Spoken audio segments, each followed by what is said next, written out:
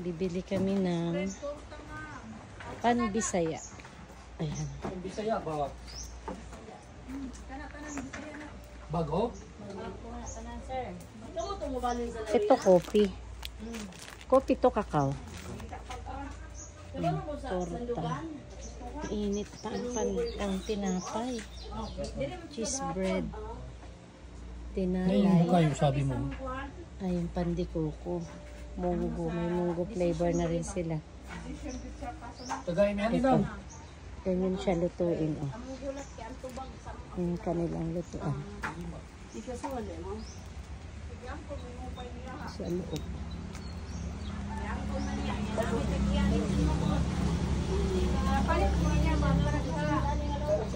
Yung isa lang katay lang kami siya. Giyang ko niya pa na.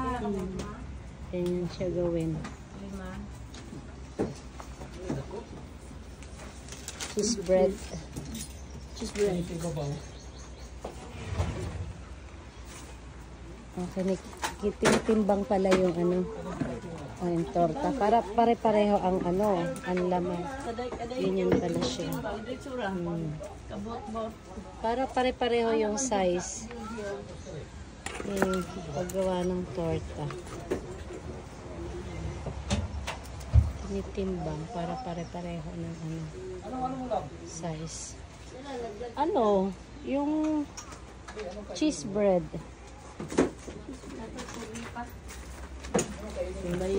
Cheese bread nga. Buta? Ito naman, ano nga tawag dyan ah? Macarons. Ayun, macarons. Ayan naman yung paggawa ng macarons. Gusto mo yung may tayo? Hindi. Gusto ko may cheese. Ito na yung may bukayo. Nag-isur mo ni nung buk ay tag-iya to anak. Oh, siya Helen. Dili naman ka dayon. Paabangan ra. May bukayo. Wala pa po. Fresh from the oven. Layo ra muna. Spandaran na lagi. Wala na ako nakuha isa na kami. Ito yung sa meeting, si Mayor, pantalan dito ko ibutang ko. Oh, pero gamay. Kung mahuman, mag-display rawa, dili na. Kaya humuon na siya mga masalubong din ang mga kuan sa pantalan. Masalubong man daw na siya kunabit. Then kan-anan.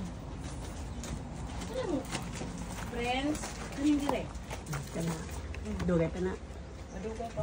Napay mo abang sa uha ito. Hindi yan mapanis lab daw? Dadalhin kasi namin bukas. Okay. Ayun pala siya. Yung pugon. Ayan siya.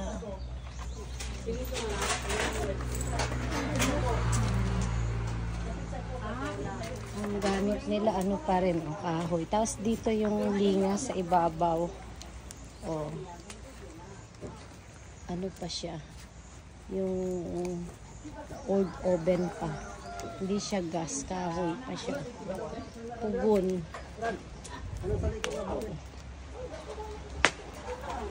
Ayan. Tabing dagat. Oh. Ikaw rin po nung sudon na aloy. Ang pagawaan ng ano, Pan-Bisaya. Ito yung pinaka front nila sa ano, dagat. Ayan ang presko. Ang presko dito. Tapos bakawan.